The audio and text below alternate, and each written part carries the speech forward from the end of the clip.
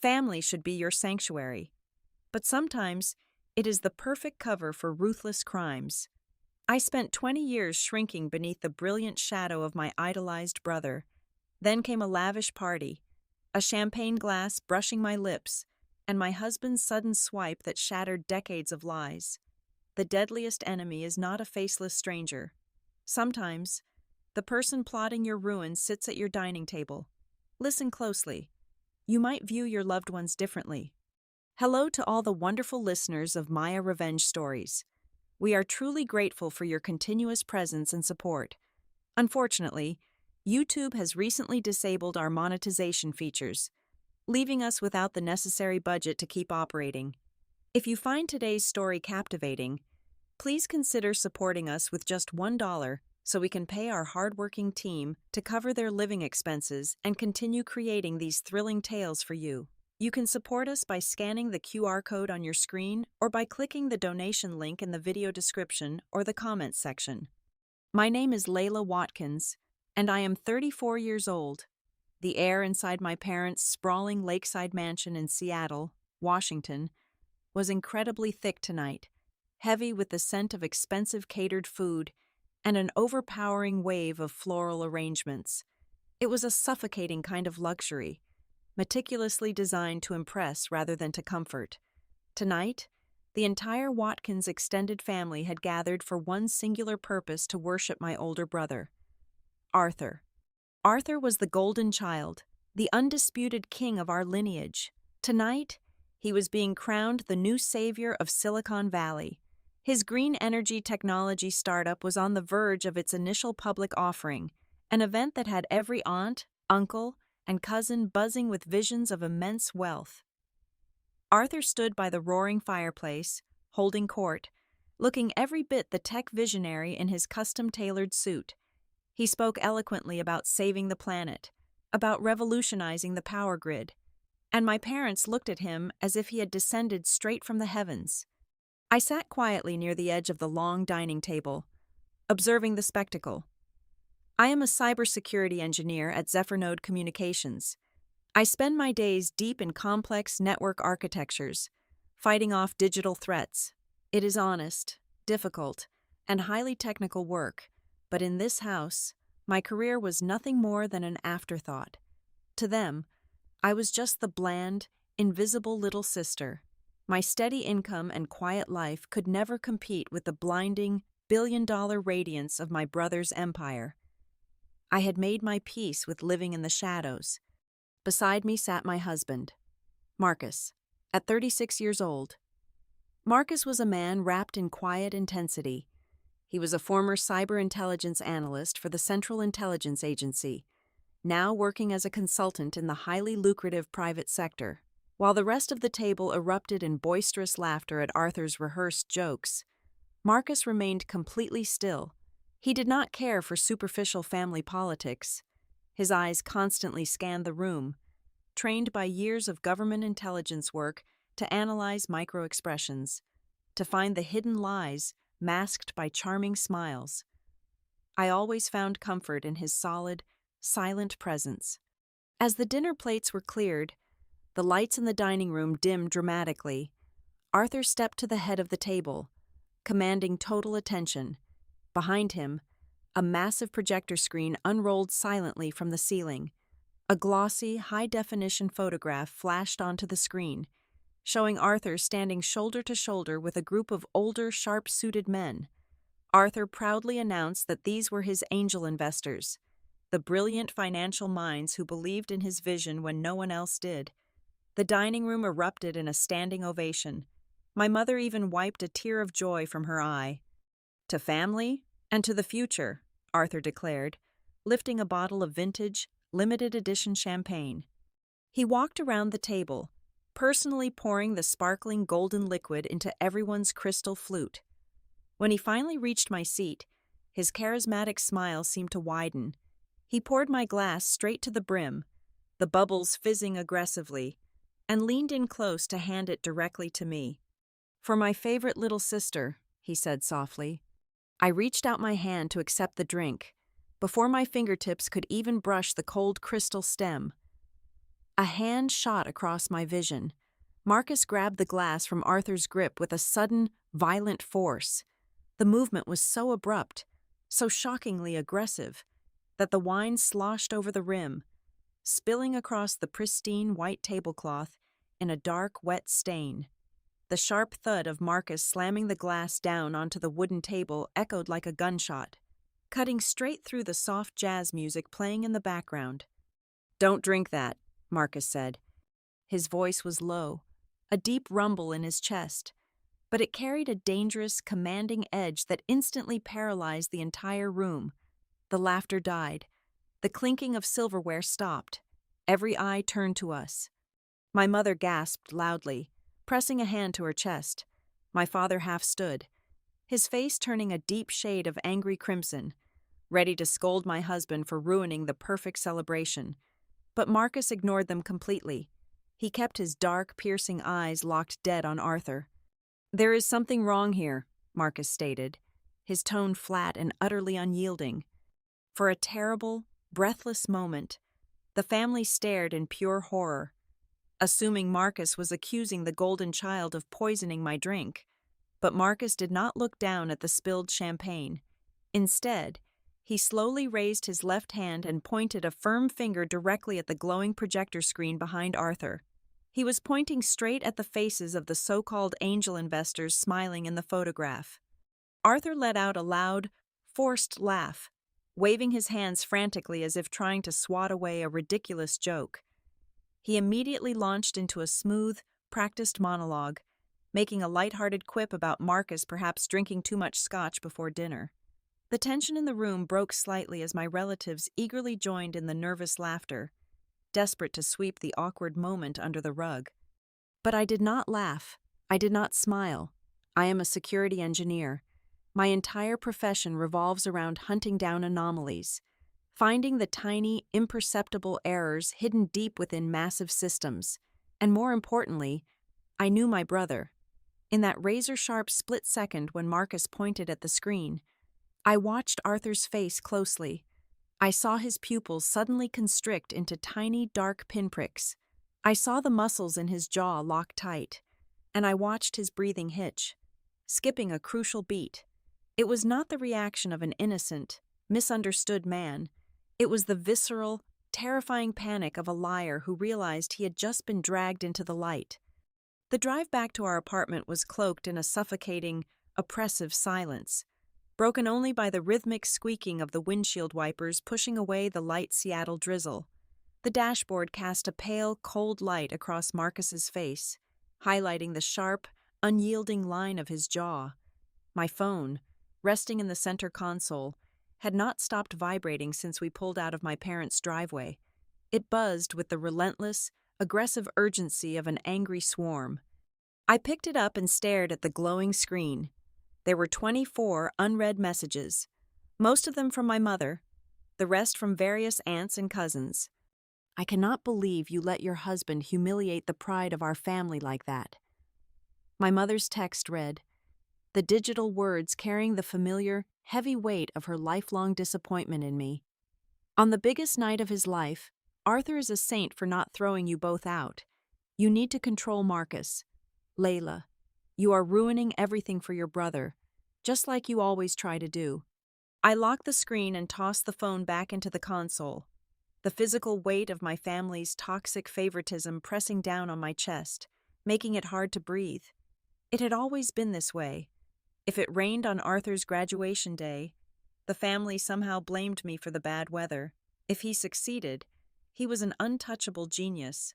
If he stumbled, the world had conspired against him, and I was expected to lay down in the mud so he could walk over me. "They think you are just jealous of his success," I said quietly, the words tasting like bitter ash in my mouth. Marcus kept his eyes fixed firmly on the wet road ahead. He gripped the steering wheel so tightly his knuckles turned white in the dim light.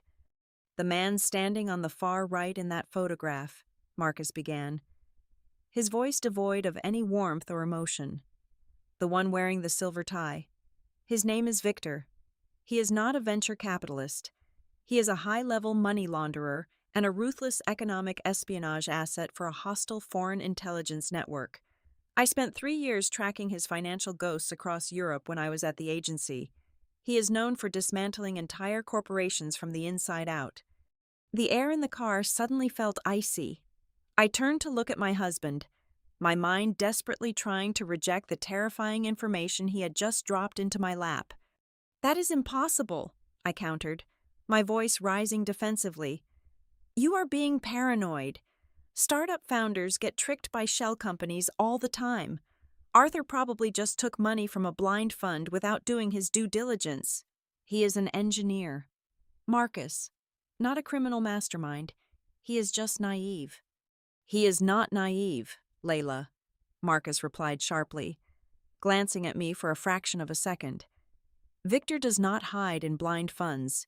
He operates in plain sight to test the absolute obedience of his assets.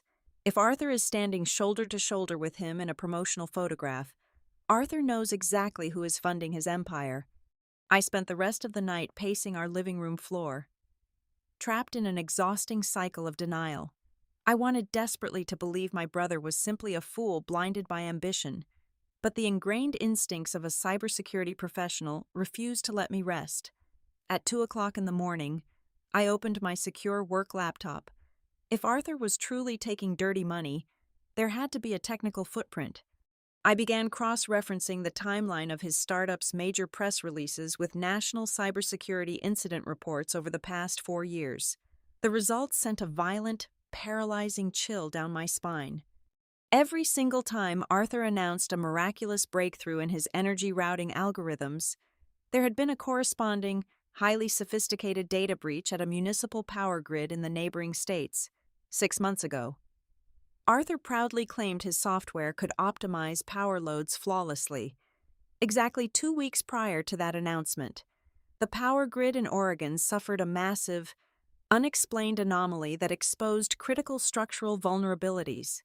The pattern was identical in Idaho, and again in Nevada. It was not a series of coincidences. It was a systematic harvesting operation. As I stared horrified at the overlapping timelines on my monitor, a notification popped up in the corner of my screen. It was an incoming message on a heavily encrypted, decentralized chat protocol I rarely used outside of deep web threat monitoring. "I used to write code for your brother," the anonymous text read. "I had to run for my life. You need to know the truth. Your brother is not building power-saving software. He is building a backdoor to sell absolute control of the infrastructure to the highest bidder." I shoved my chair back, my hands trembling violently. The solid walls of my safe, quiet life were crumbling around me. Suddenly, the memory of the party rushed back, hitting me with sickening clarity. The vintage champagne, Arthur pouring it directly into my glass, looking me dead in the eye, insisting I drink it to celebrate him. I realized then what Marcus had known the exact second he saw Victor's face on that screen. The champagne was never laced with literal poison. It was something far more insidious, a psychological poison. In the dark, twisted world of Victor's syndicate, bringing a new partner into the fold required collateral. The foreign tycoon strictly demanded that his associates serve his personal, imported wine to their closest blood relatives. It was a silent, unholy ritual, a blood oath of loyalty and complicity. By handing me that glass, Arthur was offering my life as collateral to a foreign intelligence agency. If he ever betrayed them, they would not just come for him, they would come for the sister who drank the wine. The golden child of our family had served me up as his insurance policy with a charming, perfect smile. The clock on our living room wall showed 3 in the morning, but sleep was a luxury I could no longer afford. The shadows in our apartment felt heavy, thick with the terrifying reality of what my brother had become. Marcus and I moved with the silent, urgent efficiency of soldiers preparing for war. We converted our dining table into a makeshift command center, dragging out high-performance servers, cooling pads, and every encrypted machine we owned. Using my highest-level security clearance at Zephyrnode Communications, I began constructing a ghost node, an untraceable, encrypted tunnel designed to bypass standard corporate firewalls. I was essentially breaking the law. violating every strict protocol my company stood for. But the rules of engagement had drastically changed. Marcus stood close behind me, his eyes glued to the secondary monitor, feeding me proxy addresses to bounce our connection through servers in Eastern Europe and South America. We needed to be entirely invisible before we knocked on Arthur's digital front door.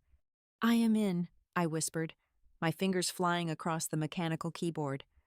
I deployed a swarm of packet sniffers, aiming them directly at the public test servers of Arthur's green energy startup. On the surface, the data traffic looked perfectly normal. It was a beautiful, seamless stream of load-balancing algorithms and efficiency metrics designed to impress investors. But when I applied a deep packet inspection filter, stripping away the shiny, superficial code, the ugly truth bled onto the screen. Beneath the primary architecture, hidden in fragmented, dormant data packets, was a secondary stream. It was a phantom network, completely undocumented and heavily fortified. It took Marcus and me 4 grueling hours to crack the outer shell of the encryption. When the raw code finally compiled and translated into readable syntax, the breath completely left my lungs. It was a sleeper virus, a highly sophisticated, weaponized piece of malware embedded directly into the core framework of the power routing software. If this code was deployed to a municipal grid, it would not just monitor electricity. Upon receiving a remote trigger from an external source, it would forcibly close safety relays, override emergency cooling protocols, and overload the main transformers. It had the terrifying capacity to cause a catastrophic, cascading blackout, entirely disabling the energy security of a major metropolitan city in less than 10 seconds. It was digital terrorism, packaged and sold as a green revolution. "My God," Marcus muttered, his voice tense, leaning closer to the glowing screen. "He is not just giving them a back door, he is handing them a detonator." Marcus used his old intelligence agency techniques, deploying a series of decoy pings to distract the server's automated defenses, while I dug much deeper into the source directory. We worked in a terrifying, synchronized silence. My eyes scanned the endless lines of malicious code.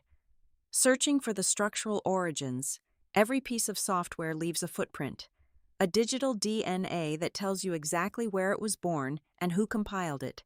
I isolated the core execution module, stripped away the final layer of obfuscation, and ran a hard trace on the digital signature and the originating routing addresses. The progress bar inched forward, the agonizing weight stretching the tension in the room until it felt like a physical wire ready to snap. Finally, the terminal spit out the decryption results. I stared at the glowing green text, my brain violently refusing to process the information. "Run it again," I demanded, my voice cracking, shaking with a sudden, icy terror. "There is a glitch in the tracing module. Run it again right now." Marcus reached over and hit the command key without a word. The system queried the data, and 5 seconds later, the exact same result appeared on the screen. The digital signature attached to the doomsday malware did not belong to Arthur. It belonged to me. The syntax, the coding habits, the specific structure of the encryption keys, they were all perfect, undeniable replicas of my own personal development style. Worse, the originating Internet Protocol address hard-coded into the malicious payload was not routed from Arthur's shiny Silicon Valley headquarters. It was routed directly from my secure workstation at Zephyrnode Communications. The final, devastating puzzle piece slammed into place with the force of a freight train. I suddenly remembered all those weekend family barbecues where Arthur would casually ask to borrow my laptop to check an urgent email. I remembered the times he hovered over my shoulder, expressing a sudden, intense interest in the proprietary network infrastructure my company used. I remembered the exact tone of his voice when he smiled and told our parents how proud he was of his little sister's technical skills. He was not being a supportive brother. He was harvesting my credentials. He had spent years quietly siphoning my login tokens, mirroring my keystrokes, and constructing a perfect, airtight digital replica of my identity. Arthur was not just selling out national security out of unbridled greed. He had carefully, meticulously engineered the ultimate scapegoat, when the foreign syndicate inevitably activated the malware, or if the federal authorities ever caught wind of the operation. The entire paper trail would lead straight to my desk.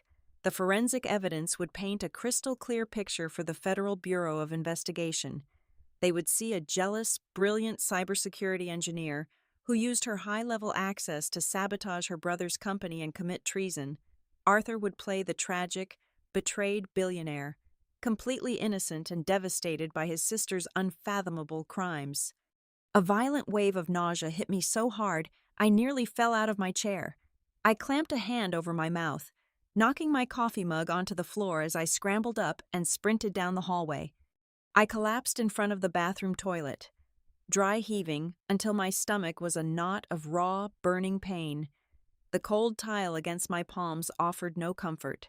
The towering monument of the perfect, golden older brother that my family had worshipped for over 30 years shattered into a million jagged pieces. In its place stood a cold-blooded, calculating monster. A man willing to sacrifice his own flesh and blood, willing to throw me into a federal prison for the rest of my life, just to secure his massive payout. The rain was pouring hard against the foggy windows of the empty coffee shop on 4th Avenue. It was exactly 2 o'clock on a grim Tuesday afternoon. I sat in a booth near the back, my hands wrapped tightly around a ceramic mug that had gone cold hours ago. Hidden discreetly beneath the lapel of my heavy trench coat was a state-of-the-art micro-audio transmitter Marcus had secured for me. I was completely wired, ready to face the man who shared my DNA. The bell above the door chimed. Arthur walked in, shaking the water from his designer umbrella. He did not look like a man whose horrific crimes had just been uncovered. He looked immaculate, wearing a tailored cashmere coat and a gold watch that cost more than my entire annual salary. He spotted me, slid into the booth across the table, and signaled the waitress for an espresso. He did not offer a warm greeting. The charming, benevolent brother routine was completely gone. "I saw the source directory," I said, keeping my voice dangerously low. "I found the dormant routing protocols. I know about the back door. I know you framed me to take the fall." I braced myself for his denial. I expected him to feign ignorance, to act insulted, or perhaps to panic just like he did at the dinner party. Instead, Arthur leaned back against the leather seat and smiled. It was not his usual charismatic grin. It was a cold, predatory smirk, completely devoid of human empathy. "You always were a smart girl," Arthur chuckled softly, taking a slow sip of his dark coffee. "I knew my security team was weak, but I figured it would take you at least another month to crack the secondary encryption. Impressive." His sheer arrogance hit me like a physical blow. "You are selling the city's power grid to a hostile foreign intelligence unit," I fired back, my hands trembling under the table. "You are going to trigger a blackout that will kill innocent people in hospitals, and you used my digital signature to do it." Arthur sighed dramatically, looking at me with profound pity, the way one might look at a slow, confused child. "This is the real world," he whispered, leaning across the table until I could smell his expensive cologne. "Power demands sacrifice. I am securing an initial public offering that will bring in billions of dollars. I am elevating our family name to royalty. You think I care about a few blown transformers? As for the digital signature, it is strictly business. Every visionary needs an insurance policy. You are mine." "I will go to the authorities," I threatened, though my heart was hammering violently against my ribs. "I will hand over everything I found." Arthur laughed out loud, a harsh, grating sound that echoed through the quiet cafe. "And who do you think our mother and father will believe?" he sneered, his eyes flashing with cruel amusement. "A mid-level, invisible worker bee, or the future billionaire of the family? If you breathe a single word of this to anyone, the Federal Bureau of Investigation will have you in handcuffs before dinner. All the undeniable forensic evidence points directly to your computer terminal. And our parents. They will not just abandon you, they will disown you with their own 2 hands to protect their golden boy." He reached across the table and gripped my wrist with a terrifying, crushing force. "You will keep your mouth shut until the public offering is finalized next Friday," Arthur commanded. his voice dripping with venom. "Once I have my money safely moved to offshore accounts, I do not care what happens, but if you try to sabotage my empire, I will not just send you to a federal penitentiary for treason. I will personally ensure your husband's consulting firm is investigated for espionage. I will ruin him, and I will destroy you." He let go of my wrist, tossed a crisp $20 bill onto the table, and walked out into the pouring rain without looking back. When I finally returned to our apartment, my chest felt hollow, violently carved out by the ultimate betrayal. I did not cry. The initial shock and sorrow had entirely evaporated, leaving behind a burning, toxic rage. I unclipped the tiny microphone from my coat and placed it on the kitchen island. Marcus plugged the device into his encrypted terminal and played the audio file. Arthur's cruel, narcissistic voice filled the room, confessing to every single crime. "We have his confession," Marcus said, his jaw clenched so tight it looked like it might fracture. "But we still cannot go to the police. An audio recording is circumstantial in a cyber-terrorism case. The digital footprint on his hard drives will easily override this tape in court. He has trapped us." I stared blankly at the dark rain lashing against our living room window. For 34 years, I had accepted my role as the lesser sibling. I had let him shine while I faded into the background. I had let him believe I was weak, naive, and entirely disposable. I turned away from the window and looked directly at Marcus. The heartbreak was gone, replaced by an icy, absolute clarity. "He thinks I am just his shadow," I said, my voice steady, carrying a lethal, unshakable resolve. "It is time to turn off the lights and see who truly masters the dark." For the next 72 hours, our apartment transformed into a war room. The despair that had paralyzed me was entirely gone, replaced by a cold, calculating adrenaline. Marcus and I merged our disciplines seamlessly. He provided the tactical intelligence framework, and I supplied the cyber warfare execution. We were no longer simply trying to survive. We were hunting. My first instinct had been to obliterate the forged digital trail Arthur had planted on my workstation, but Marcus stopped me. In the world of counterintelligence, you never destroy an enemy's trap. You rewire it. I dove back into the ghost node, quietly slipping into the core directory of my brother's servers. I located the catastrophic malware he intended to use against the city. Instead of deleting the payload or masking my digital footprint, I carefully wrapped his code in a secondary, invisible layer of logic. I turned his weapon into a digital time bomb. The moment Arthur attempted to execute the blackout sequence, my modified script would intercept his command. Instead of shutting down the municipal transformers, it would trigger an irreversible protocol that I had custom built. I was turning his own loaded gun around to point directly at his chest. While I was busy rewriting the architecture of his doom, Marcus was orchestrating a brilliant psychological operation. He reached out to a trusted, highly classified asset from his days at the agency, a shadow broker who frequently mingled with European syndicates. Through a series of encrypted dead drops, Marcus leaked a carefully fabricated dossier to Victor's inner circle. The dossier contained falsified financial ledgers, suggesting that Arthur was secretly siphoning millions of dollars from the syndicate's operational funds into a private offshore account. Furthermore, the leak hinted that the backdoor Arthur had promised them was fundamentally flawed and completely useless. In the criminal underworld, trust is the most fragile currency, Marcus explained one evening. Watching the routing traffic on our monitors, Victor is a paranoid man. By planting the seed of doubt, we are forcing him to demand immediate, undeniable proof of the software's capability. Arthur is going to feel the pressure, and a pressured narcissist always makes fatal mistakes. Marcus was entirely right. Just 2 days later, Arthur announced a massive, last-minute event. It was branded as the Ultimate Demo Day, a lavish technological gala set to take place at the most exclusive convention center in the city. The guest list included prominent politicians, major media outlets, and key figures from the tech industry. But Marcus and I knew the real reason for the grand spectacle. Hidden among the crowd of venture capitalists and journalists would be Victor and his associates. Arthur was throwing this extravagant party to publicly test the weapon, to prove his loyalty and the software's absolute power to his dangerous benefactors. To ensure the trap was perfectly set, I needed to play my part. I picked up my phone and dialed my brother's private number. When he answered, I forced my voice to tremble.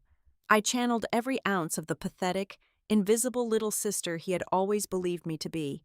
I cried into the receiver. I begged him for mercy.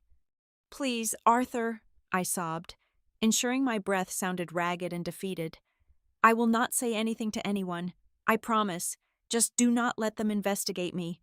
Do not let Mom and Dad hate me. I surrender. You win." A low, dark chuckle vibrated through the phone.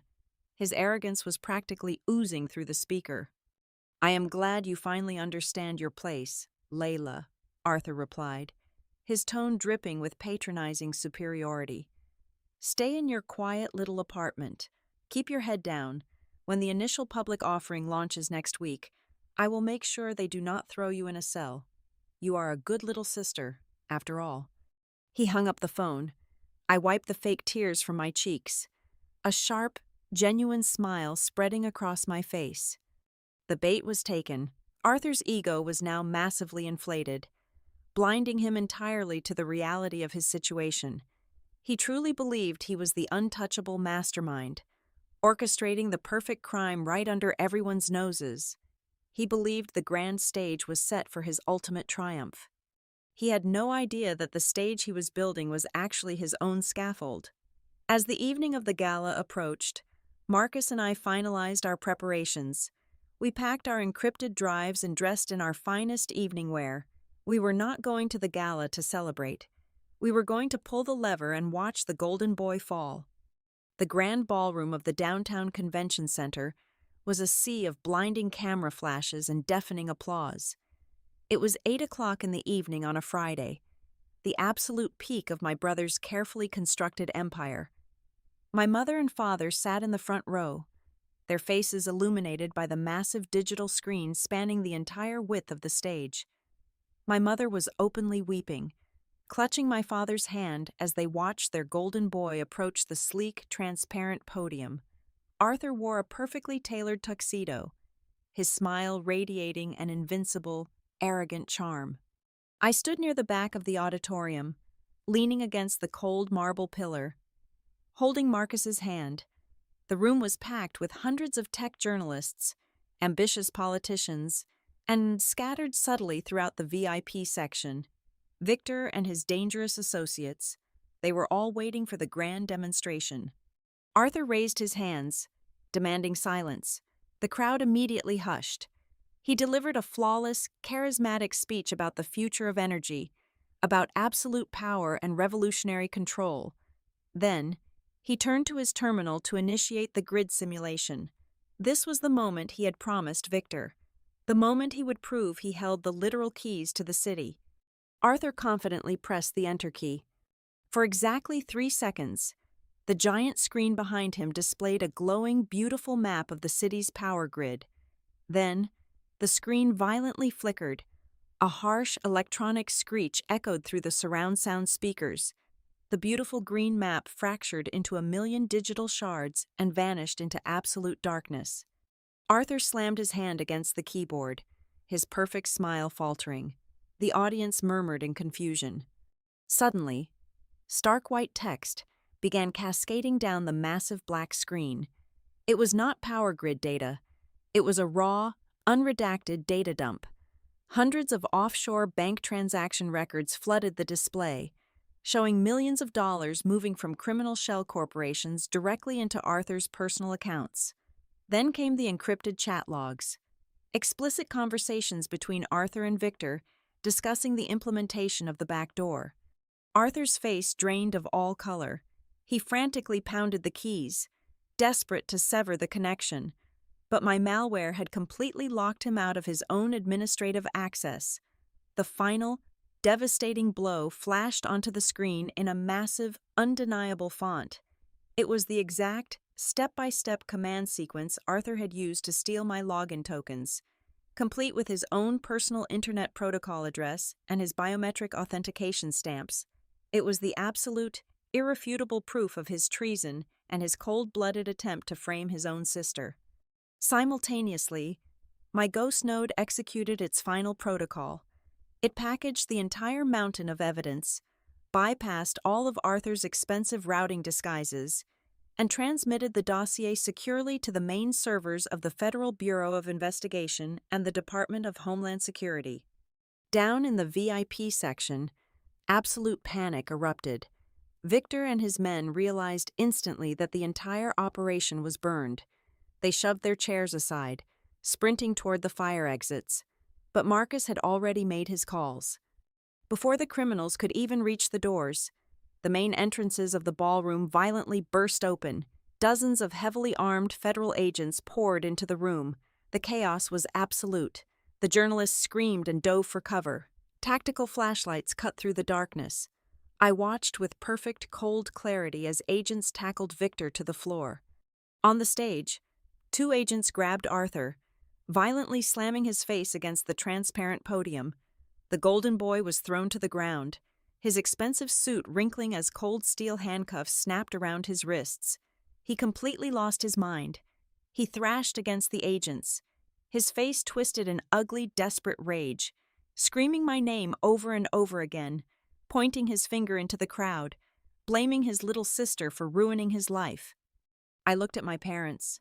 They were frozen in their seats, staring in absolute, uncomprehending horror as the illusion of their perfect son shattered violently before their eyes.